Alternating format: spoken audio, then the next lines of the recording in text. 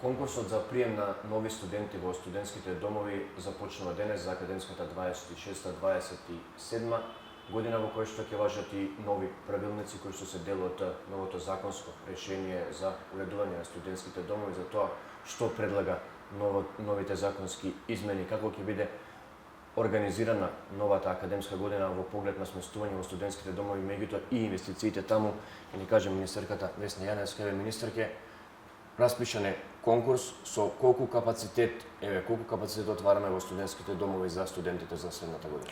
Распишан е конкурсот за сместување на студентите следната студентска година и располагаме со 3500 слободни места за сместување на студентите.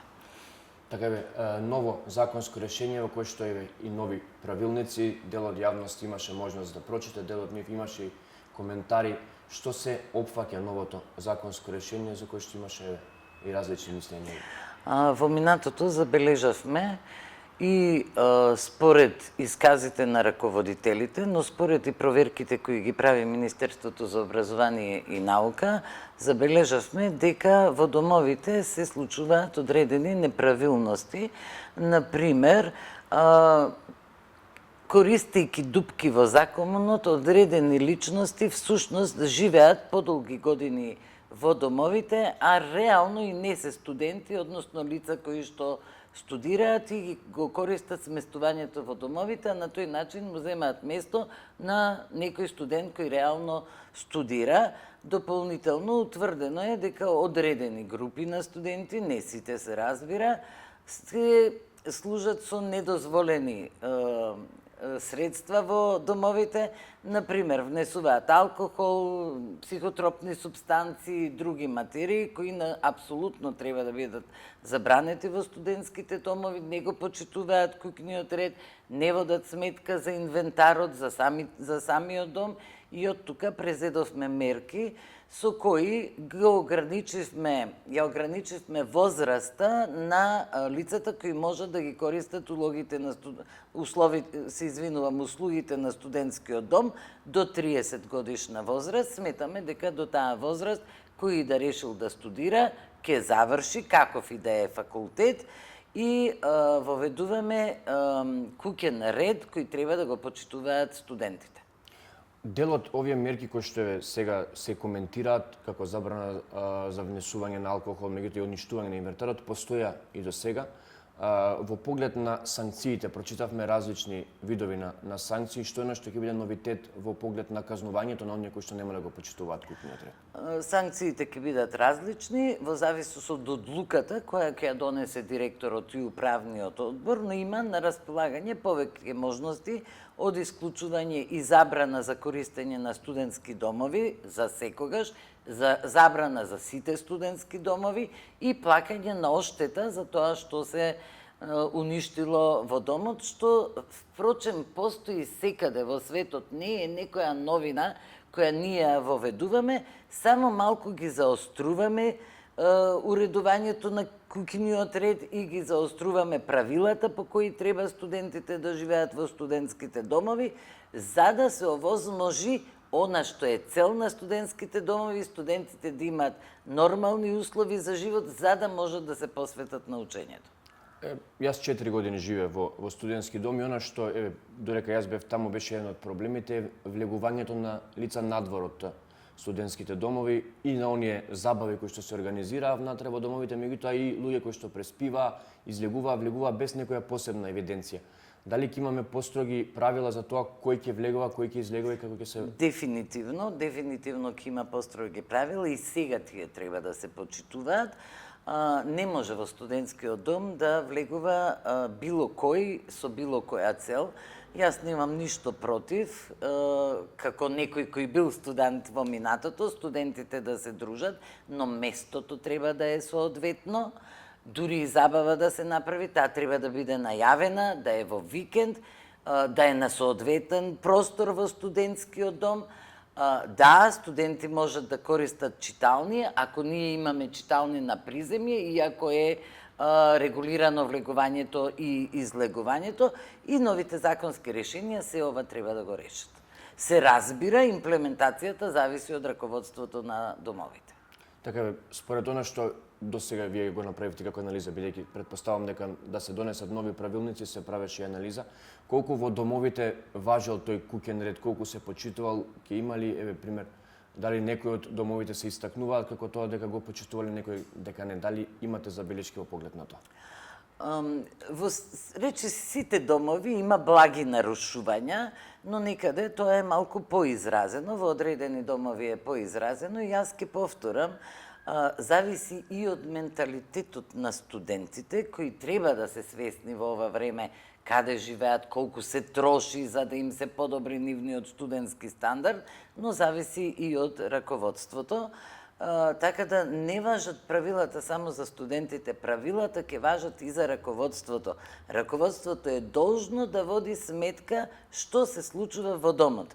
И според тоа и ќе се рангираат тие кои што управуваат со домот. Правилници кои што се носат важат низ секаде низ Европа, меѓутоа некако во поглед на условите низ сите овие години кои што минуваа во методот бевме далеку од условите кои што ги имаме. Во моментов гледам и градежни активности во студентски домови, 3500 места, докаде се градежните активности на оние домови кои што се веќе започнати. Мене ми е жал што во минатото претходната влада некако ги запоставила овие елементи на студентскиот стандард, но сеедно, нема да се враќаме назад, во овој момент се привршува и сосема е при крај студентскиот дом Стив Наумов со капацитетот околу 1000 легла, а и тој е веќе во конкурсот и од 1 октомври ученици студенти ќе може да се сместуваат во тој студентски дом. За Кузман не сме сосема сигурни, се прави сериозни напори да стигнеме до 1 октомври, но и да се случи да има мало задоцнување, ние дополнително ќе распишеме конкурс и за тој студентски дом. Оваа година планираме да ја почнеме реконструкцијата на сите останати 7 студентски домови кои се наоѓаат во различни градови од државата и тоа одеднаш. Затоа што ако постепено тоа го правиме, ќе ни требаат повеќе од 30-40 години, што е нонсенс. За тоа време овие другите ќе се упропастат, а треба да се обезбеди одржување. Ќе почнеме реконструкција на сите, за која рачуваме дека максимум за 2 години ќе ја завршиме. Државата зеде кредит од Германската развојна банка и заедно со Европската унија и со државни средства оформивме фонд од 86 милиони евра.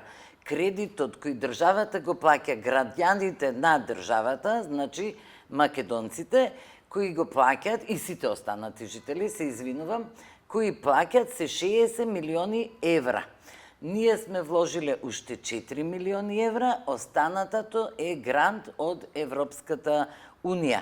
Од тука тврдам дека кога ќе ги завршиме сите овие активности, градежни, нели, ние де факто ќе имаме модерни, навистина модерни, енергетски ефикасни домови со прекрасни навистина, не само задоволнителни, туку услови повеќе од оптимални кои ќе им овозможат на студентите нормално да живеат и да учат.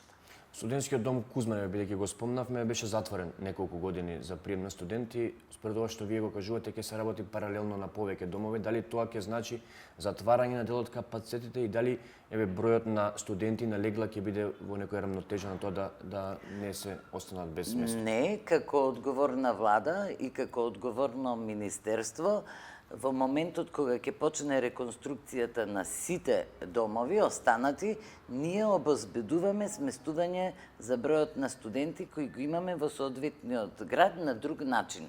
Тие во овие 2 години ќе се стрпат, односно ќе бидат сместени таму каде што ние сме обезбедиле легла за нив под исти услови кои ги имале. Значи, партиципацијата што ја плаќаат, оние кои плаќаат, другите се ослободени под исти услови, се додека не им се завршат нивните домови, каде што ќе можат да влезат од после 2 години, да речеме. Еве само околу партиципацијата, дали се предвидува поскапување на сместувањето во домовите со оглед на новите инвестиции и измени кои што се прават таму? Да, се предвидува. Во моментов ги поделивме домовите во 2 категории. прва и втора категорија. Реновираните домови ќе бидат прва категорија, затоа што нудат на вистина екстремно добри услови, што се на ниво на Европската Унија. Сите кои не се во моментов реновирани се втора категорија. За партиципацијата на домовите кои што се реновирани се предвидува зголемување и тоа е објавено денес во конкурсот. Со тоа што досега платата на вработените во домовите се одвојувала од партиципацијата. Во иднина МОН ќе ги преземе платите на вработените на домовите и она што го плаќа државата и што го плаќаат студентите ќе биде само за нивниот стандард, за одржување на домовите, за исхраната, таа конечно да стане пристојна и нормална и здрава исхрана за студентите, таква каква што треба да биде. Па од тука сметаме дека пак државата ќе дава повеќе, затоа што ги превзема платите, отколку што ќе даваат студентите, но тоа е сосема нормално, затоа ние се трудиме да го подобриме студентскиот стандард. Дополнително имавме и забелешка од државната ревизија дека партиципацијата ќе треба да се промени, затоа што веќе 20 на години не е променета и не е издржливо. Затоа и се доведени во ваква ситуација домовите, дел од нив и заради недомакинско работење на раководителите, но дел и затоа што реално се борат со промените кои што се случуваат во општеството. Министер, ќе воли да се слушне дека ќе имаме европски услови, особено европска исхрана, како некој кој што 4 години живеел во студентски дом. Знам како изгледаше тоа, ви посакуваме да ги завршите сите овие успешно, сите овие проекти кои што ги започнавте и да имаме убав студентски живот на студентите на секаде низ Македонија. Ве уверувам дека ќе ги завршиме.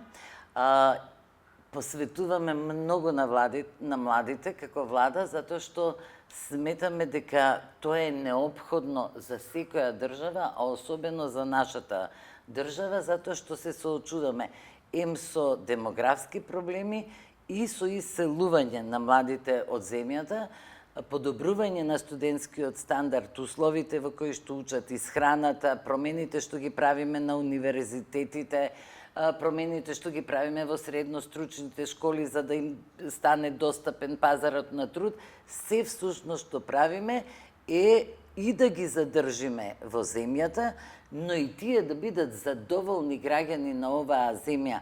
Ако бидат задоволни граѓани на оваа земја, тие ќе имаат и личен успех и ќе обезбедат просперитет на државата. Благодарам многу за разговорот. Ви благодарам и јас вам.